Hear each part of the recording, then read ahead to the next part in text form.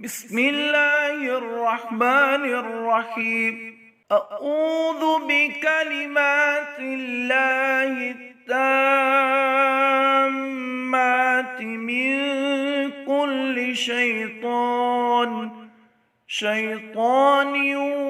وهامة ومن كل عين لامة يا حي حين لا حي في ديمومة ملكه وبقائه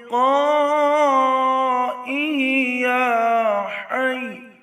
حسبي الله لا إله إلا هو عليه توكلت وهو رب العرش العظيم.